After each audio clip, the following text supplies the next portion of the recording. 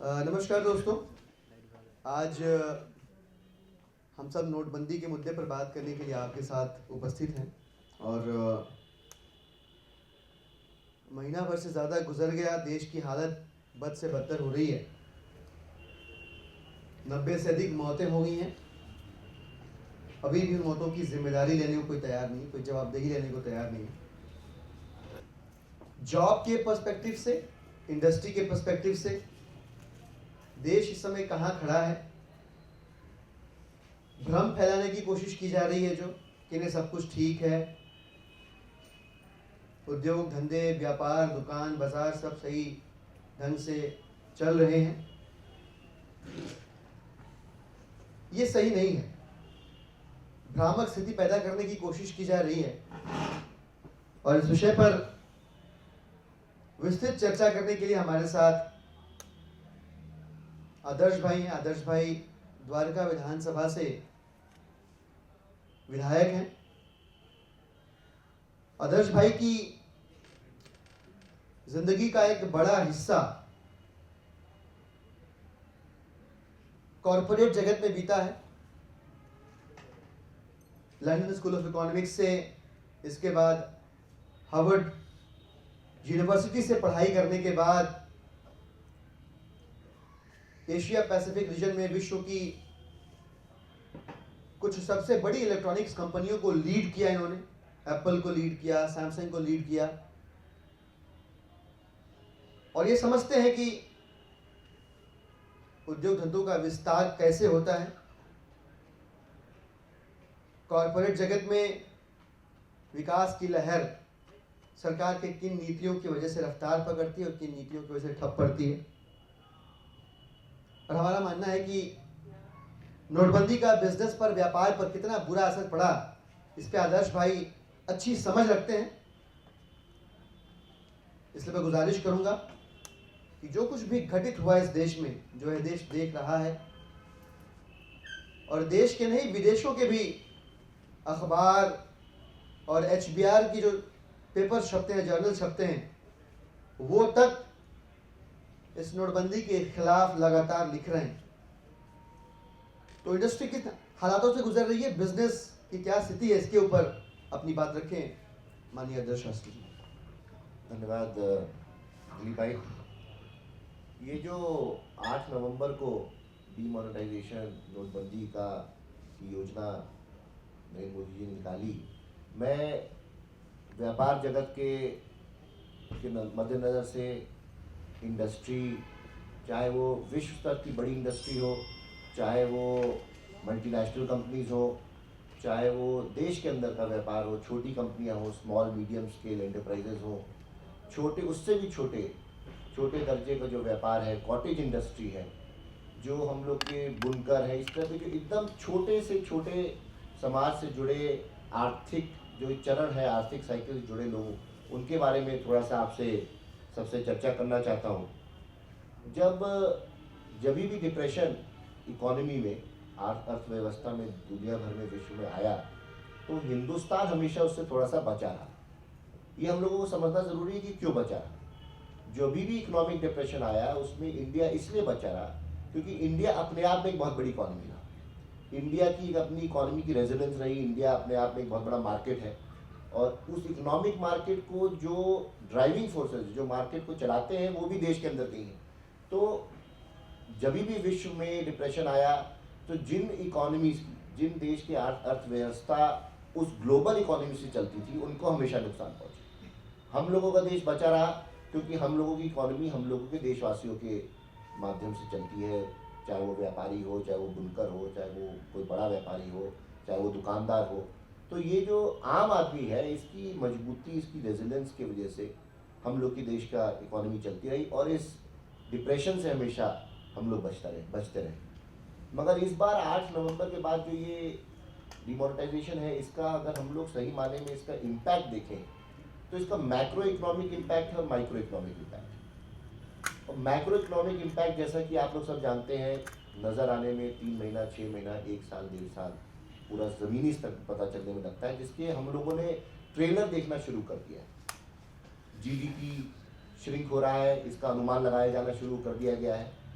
ये देखा जा रहा है कि बड़ी इंडस्ट्री जो देश की हैं, चाहे वो एयरलाइंस हो, चाहे वो ऑटोमोबाइल गाड़ी की इंडस्ट्री हो, चाहे वो स्टील की इंडस्ट्री हो, इसमें मंदी आना शुरू हो गई। और ये पूरा साइकिल, जैसा मैंने कहा, ये पूरा साइकिल एक व्यापार का है, एक अर्थशास्त्र का है, जो ये धीरे धीरे टूटता जा रहा है, चरमरा रहा है। और ये बड़े से नीचे तक, हर जगह तक चरमरा रहा है। मैं आपको छोटे व्यापारियों को उदाहरण दूं तो हम लोगों ने कई जगह जाके चर्चा करी, कई जगह बातचीत करी, कई ट्रेडर एसोसिएशन से मिले, अलग अलग मार्केटों से हम लोग जाके मिले, चाहे वो दिल्ली की बात करें, चाहे बाहर की बात करें दिल्ली के। सरोजिनी नगर का उदाहरण आपको देता हूँ। वहाँ पे एक बड़ा कपड़ा व्यापार चलता है, होलसेल भी चलता है, रिटेल ट्रेड भी चलती है। वहाँ पे लगभग 70% बिजनेस इस समय अन्य महीनों के मुकाबले कम है। 70% की गिरावट है, मतलब केवल 30% कुल बिजनेस वहाँ पे रह गया है। सदर बाजार एक और बहुत बड़ा होलसेल का मार्केट है, 80% से अधिक वहाँ पे मार्केट में गिरावट है। और ये फिगर केवल हमारे नहीं, ये फिगर ट्रेड एसोसिएशन है, उनसे चर्चा कर सकते हैं, उनसे बात कर सकते हैं। ये फिगर्स वहाँ से आ रहे हैं, उन दुकानों में चक्कर लगा के देख सकते हैं, ये फिगर वहाँ से आ रहे हैं। आजादपुर मंडी की बात करी, 70% गिरावट है। एक अंदाजन एक दुकान में जो सेल होती थी उसमें 70-80% गिरावट। क्या मतलब है? करोल बाग से कुछ दुकानदारों से हम लोग बात कर रहे थे, वहाँ पे शादी, इस समय शादी का सीज़न है, उसका व्यापार होता है। तो मुझे दुकानदारों ने बताया कि जहाँ पे 3-4 लाख रुपए की सेल उनकी होती है शादी के समय पे, जो कि शादी के जो समय नहीं होता है उसमें 1 लाख पे आके गिर जाती है, शादी के समय में इस समय वो सेल 50,000 पे। तो मतलब जो शादी के समय की 3-4 लाख की सेल होती थी वो आज 50,000 पे, जो नॉर्मल पीरियड में लाख की सेल होती थी उसके आधे पे। तो इस तरह के कई उदाहरण हम लोगों के साथ हैं। और इसमें सबसे बड़ा महत्वपूर्ण बात यह है कि पूरे देश में लगभग 4 करोड़ जो ऑर्गेनाइज सेक्टर है उसमें एम्प्लॉयज़ हैं, लगभग 1.25 करोड़ गवर्नमेंट एम्प्लॉयज़ हैं, लगभग 1.25 करोड़ प्राइवेट सेक्टर के एम्प्लॉयज़ हैं, सब मिलाकर। इसके अलावा 18 करोड़ किसान हैं, 18 करोड़ मजदूर हैं, रोजमर्रा वाले काम करने वाले, जिसको हम अनऑर्गेनाइज सेक्टर कहते हैं, जो कैश इकोनॉमी में चलता है। तो यानी कि इस देश के लगभग 36 करोड़ लोग जो कैश इकोनॉमी में जीवित है, चाहे वो मजदूर हो, चाहे वो बुनकर हो, चाहे वो रोजमर्रा का काम करने वाला व्यापारी हो, उसका सबका काम, उसकी सबकी साइकिल बुरी तरह से रुक गई।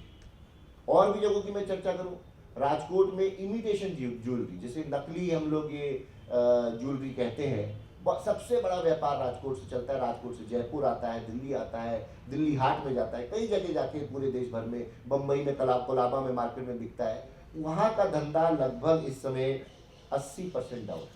2 लाख कारीगर जो वहाँ काम करते थे उसमें से 80% कारीगर वहाँ का काम छोड़कर इस समय अपने घर, अपने गांव चले गए। वो जो इस तरह का एक पलायन, एक इस तरह का हम लोग माइग्रेशन देख रहे हैं। बनारस, जो कि माननीय प्रधानमंत्री जी का खुद की लोकसभा क्षेत्र है, उनकी खुद की कॉन्स्टिट्यूंसी है, वहाँ पे बुनकर, वहाँ पे स्मॉल एंड मीडियम जो छोटी एंटरप्राइजेस हैं, उसकी बुरी तरह से नष्ट हो चुकी है, तबाह हो चुकी है। प्रधानमंत्री जी की खुद की कॉन्स्टिट्यूंसी है, वहाँ पे जो कॉटेज इंडस्ट्री है, जो वीवर्स हैं, जो कारपेट बनाने वाले लोग हैं, मिर्ज़ापुर और बनारस का जो पूरा बेल्ट है वो पूरी तरह से बंद हो चुका है। हम लोग अगर आगरा यहीं पास में चले जाइए, पेठे मशहूर है, वहाँ अगर आप आज जाइए तो जो पेठे बनते हैं उन लोगों की सेल, और उससे ये माना जाए कि वहीं पे जो पीछे जो काम करते हैं कारीगर, वो सब वहाँ से इस समय जा चुके हैं। लगभग 75% का आगरा में जो पेठे जो मशहूर है देश भर में, विश्व भर में, उनका बिजनेस डाउन है। मथुरा में बात करें तो पेड़े, वहाँ पे भी यही हाल है, 75% 80% मार्केट डाउन है। अहमदाबाद, गुजरात, जो डायमंड मार्केट है, पूरे विश्व भर में डायमंड ट्रेड को कंट्रोल करता है। सेरेमिक्स का मार्केट है, जो मिट्टी के बर्तन बनते हैं, मिट्टी का काम होता है, उसका चीनी मिट्टी का जो काम होता है, उसकी हम लोग अगर बात करें, 80% मार्केट डाउन है। अगर हम लोग उन वर्कर्स की बात करें तो वहाँ भी यही समस्या है। वो वर्कर्स बिहार से, उत्तर प्रदेश से, महाराष्ट्र से, मध्य प्रदेश से, छत्तीसगढ़ से, झारखंड से, पूरी तरह से एक पलायन, एक माइग्रेशन उन वर्कर्स का अपने घर, अपने गांव की तरफ हो रहा है। लुधियाना, पंजाब की बात करें, होजरी इंडस्ट्री, जो हम स्वेटर की बात करें, जो वहाँ पे गर्म कपड़े बनते हैं, शॉल बनते हैं, इनकी बात करें, वहाँ पे भी यही हालत है, लगभग 80%। और ये उनके लिए प्रमुख समय है, क्योंकि इस समय सर्दी का माहौल पूरे नॉर्थ इंडिया में होता है, पूरे उत्तर भारत में होता है, उसके बाद भी लगभग 80% वहाँ पर कपड़े का जो बाजार है वो वहाँ पे कम है। और जो 4 लाख लोगों को वहाँ पे नौकरी मिलती है इस इंडस्ट्री में लुधियाना में, वो 4 लाख लोगों में जो है नौकरी इस समय खतरे में पड़ चुकी है, लोग वहाँ छोड़ चुके। लगभग 12,000 यूनिट है लुधियाना में जो ये काम करते हैं, उनमें ताला लग चुका है। और वो 4 लाख लोग जो है आज बेरोजगारी भुखमरी के कगार पे खड़े हैं। ये जो ताला लगा है इसके बारे में कई लोगों ने चर्चा करी, इसके बारे में जो नुकसान हो रहा है आर्थिक स्तर पर उसकी कई लोगों ने चर्चा करी।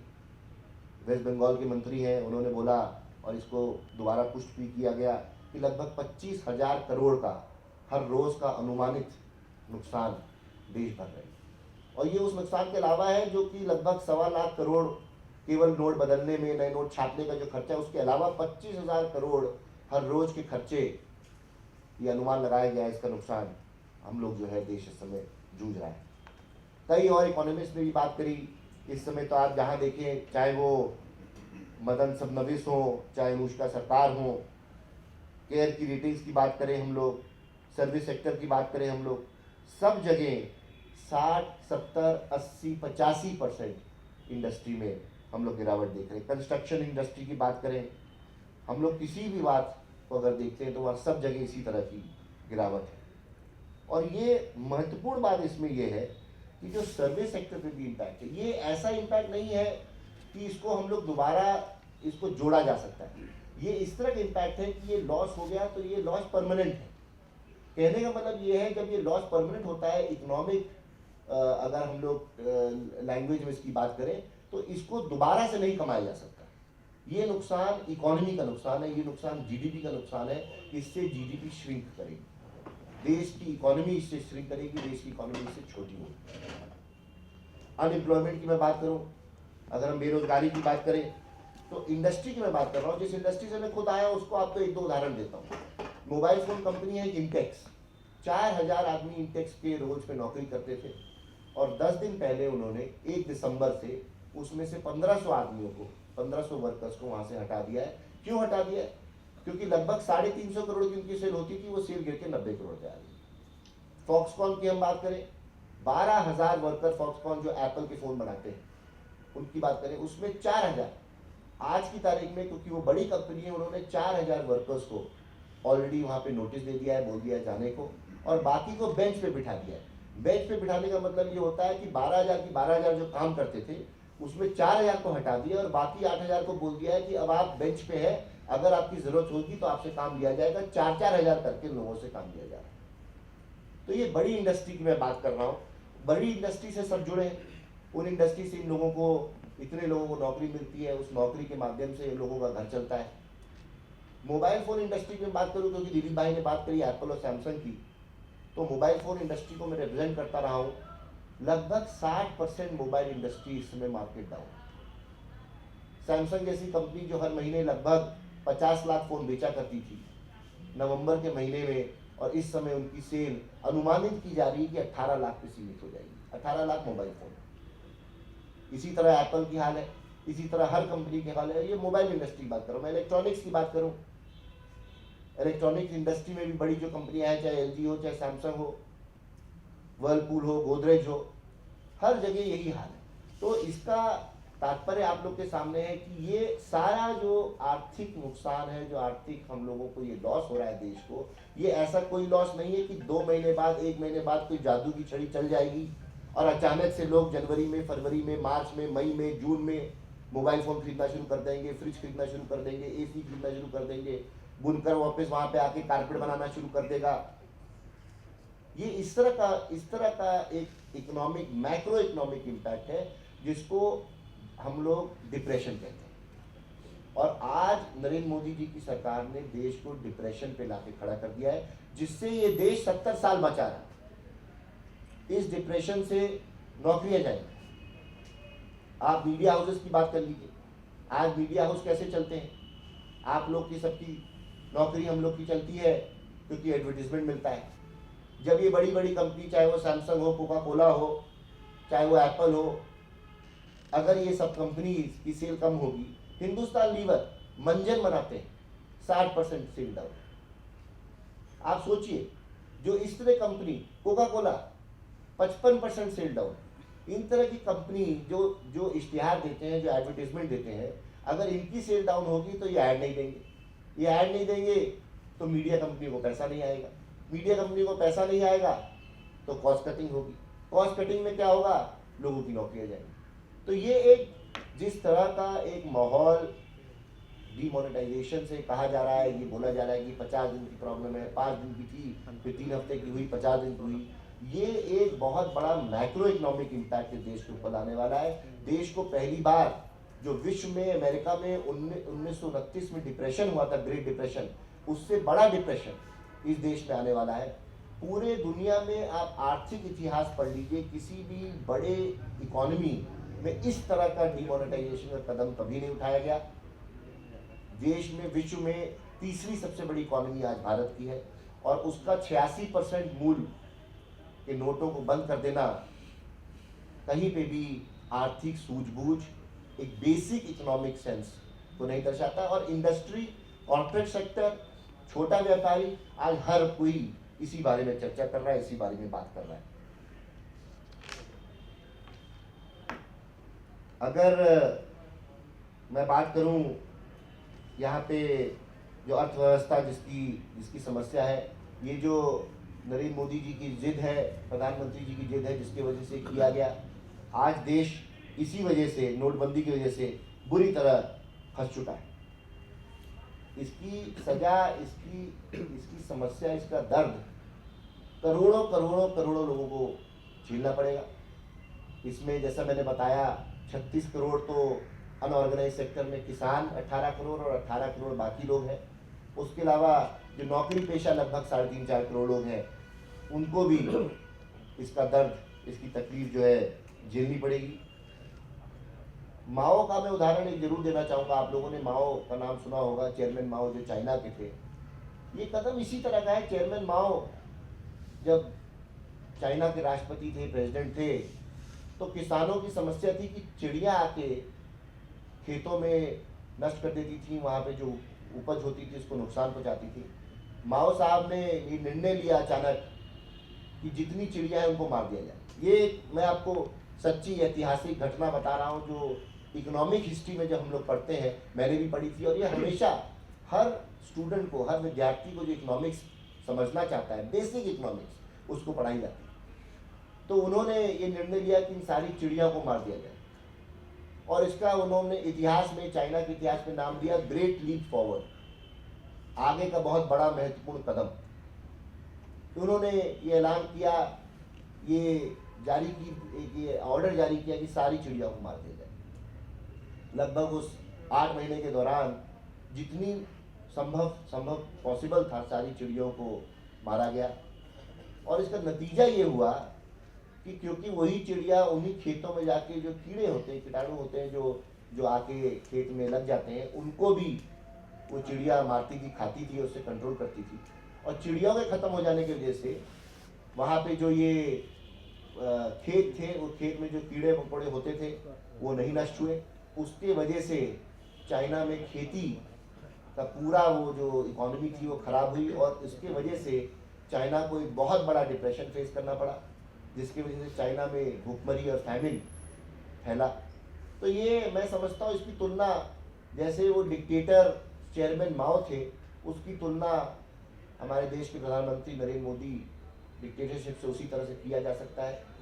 और मैं समझता हूँ इससे, जैसे कि चाइना में एक ऐसे छोटी सोच के कदम से दूरंदेशी ना देखी गई, नहीं देखी गई, फोरसाइट नहीं रखी गई, उससे जिस तरह का भारी नुकसान चाइना को उठाना पड़ा, लाखों लोग भूखमरी से मरे, लगभग 4.5 करोड़ लोग। और ये आप इतिहास उठा के देख सकते हैं, लगभग 4.5 करोड़ लोगों की भूखमरी से मौत हुई, केवल एक ऐसे कदम से जिसमें एक आदमी ने जिद उठा ली थी कि ये करना है, और आंखें बंद कर ली थी सच्चाई पे, आंखें बंद कर दी थी तर्क पे, आंखें बंद कर ली थी थ्योरी पे, इकोनॉमिक थ्योरी पे, सोच पे, इसका क्या नुकसान हो सकता है। आज मैं समझता हूँ कि हम लोग का देश उसी कगार पे खड़ा है, और ये मैक्रो इकोनॉमिक्स है, तो इसको ज़मीनी स्तर पे होने में 2-3-4 महीना लगता है, और आज उस दरवाजे को हम लोग ने खोल दिया है। जहां पे इसी कगार पे हम लोग खड़े हैं कि देश में लाखों करोड़ों लोग उसी भुखमरी का सामना करेंगे, नौकरियां जाएंगी, व्यापार बंद होगा, ताले लगेंगे और हर जगह इसी तरह की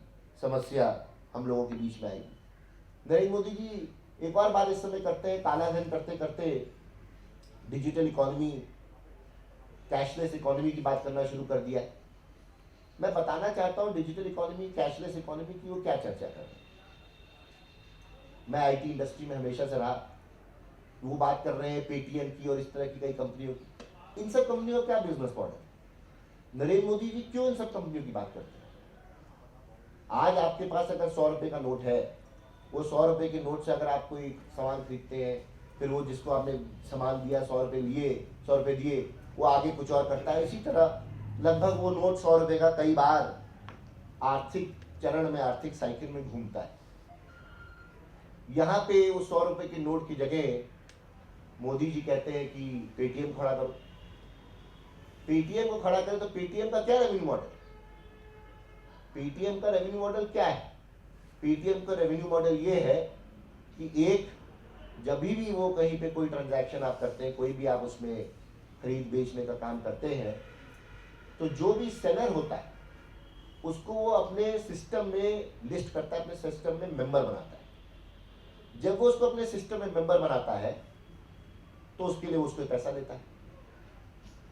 तो एक तो वहां पे वो कमाई करता है, साथ में हर बार जब आप कोई ट्रांजैक्शन करते हैं, आपने पेटीएम से कुछ खरीदा, जितनी बार भी आपने खरीदा, पेटीएम से कहीं पेमेंट करी, आपने फोन को रिचार्ज कराया, हर ट्रांजैक्शन में लगभग आधे से 2.5%, इंडस्ट्री में फर्क है, आधे से 2.5% तक जो एक ट्रांजैक्शन फी होती है वो पेटीएम और पेटीएम जैसी कंपनी में जाती है। तो जो 100 रुपए, मान लीजिए अगर नकद 100 रुपए आपका 6 महीने में 100 बार घूमता, तो वो 100 रुपए ही रहते। यहाँ पे अगर उस 100 रुपए को आप 6 महीने में घुमा रहे हैं, तो वो 100 रुपए जो पेटीएम के माध्यम से घूम रहा है, अगर वो मान लीजिए एक 6 महीने में लगी 1000 बार घूम गया, तो उस 100 रुपए के बदले में आधे से 2.5% का अनुमान आप लगा ले, अगर 1.25%, 1.5% पे भी लगा ले, तो 1000 बार घूमने में पेटीएम को उस 100 रुपए पे 1500 रुपए की 6 महीने में कमाई होगी। ये बिजनेस मॉडल है पेटीएम और पेटीएम जैसी कंपनी। ये मोदी जी बोल देते हैं, आम आदमी कई बार हो सकता है नहीं समझ पाता हो, मगर क्या कारण है कि इस तरह की कंपनीज के साथ उनको बढ़ा रहे हैं? और पेटीएम जैसी कंपनी क्या है? 40% इन्वेस्टमेंट पेटीएम के अंदर, आपको जानकारी होगी, चाइना की एक बहुत बड़ी कंपनी है अलीबाबा, जिसके ओनर है, जिसके मालिक हैं जैक मा, चाइना के रहने वाले नागरिक हैं। चाइना की कंपनी 40% स्टेक इस कंपनी के अंदर, पेटीएम के अंदर चाइना की कंपनी का है। उसके अलावा पेटीएम में किसका स्टेक है? बिग बाजार, जो किशोर बियानी जी की कंपनी है, मुकेश अंबानी के जो अंबानी ग्रुप है, रिलायंस ग्रुप है, इन लोगों का उसमें स्टेक है। पेटीएम जिसने शुरू किया था, विजय शेखर साहब, उनका खुद का उसमें जो ओनरशिप है वो मात्र 24% है। 76% स्टेक में 40% स्टेक चाइना का है, जिसपे हर समय ये बात की जाती है कि ये एक नेशनल सिक्योरिटी का इशू है, सवाल है। और बाकी सारा जो है वो किशोर बयानी साहब और मुकेश अंबानी जी के पास। तो क्या कारण है कि मोदी जी हर समय पेटीएम करते हैं? मैं तो कल कहीं घूम रहा था तो कई दुकानदारों ने बोला, साहब ये पेटीएम तो पे टू मोदी है। तो पे टू मोदी का ये जो सिस्टम चला रखा है मोदी साहब ने, इसके बारे में समझना हम लोगों को थोड़ा जरूरी है। अंत में मैं यही कहना चाहूँगा कि ये जो नोटबंदी का फैसला किया गया है, ये कहीं पे भी आप पढ़ेंगे तो विश्व की तीसरी बड़ी इकोनॉमी, 90 लाख करोड़ की इकोनॉमी में 86% नोटों को बंद कर देना, कहीं पे भी कोई अर्थशास्त्री, कोई इकोनॉमिस्ट, कोई भी, चाहे वॉशिंगटन पोस्ट में लिखा हो, न्यूयॉर्क टाइम्स में लिखा हो, इंग्लैंड में द गार्डियन में लिखा हो, वॉल स्ट्रीट जर्नल में लिखा हो, कहीं पे भी किसी ने इसकी बढ़ाई नहीं करी, इसका स्वागत नहीं करा। हर जगह यही बोला है कि इस तरह का डिसीजन लगता है कि एक बहुत जो टिन पॉट डिक्टेटरशिप होती है, जो एक बिना सोची समझी डिक्टेटरशिप होती है, उस तरह के देशों में ये काम किया गया है। अगर आप इतिहास पढ़ेंगे बड़ी और छोटी इकोनॉमियों के बारे में, तो मोजाम्बिक, स्वाजीलैंड, ऐसे देशों में डिमोनेटाइजेशन किया गया जिनका कोई मतलब नहीं था, जिनका कोई तर्क नहीं था। विकसित देशों में, किसी भी बड़े इकोनॉमी के देश में आज तक इस तरह का कदम नहीं उठाया गया। ये कदम देश को एक बहुत बड़े डिप्रेशन की तरफ ले जा रहा है और हम लोगों को सबको ये समझना और सोचना पड़ेगा कि 70 साल के बाद सब हमने जरूर लड़ाई लड़ी, आर्थिक तरीके से लड़ाई लड़ी, गरीबी से लड़ाई लड़ी, राजनीतिक लड़ाई लड़ी, मगर उन सबके मुकाबले ये इस देश की आने वाली सबसे बड़ी आपातकालीन, सबसे बड़ी इमरजेंसी है। इस सबको हम लोगों को सतर्क होना पड़ेगा और इसको रोकना पड़ेगा।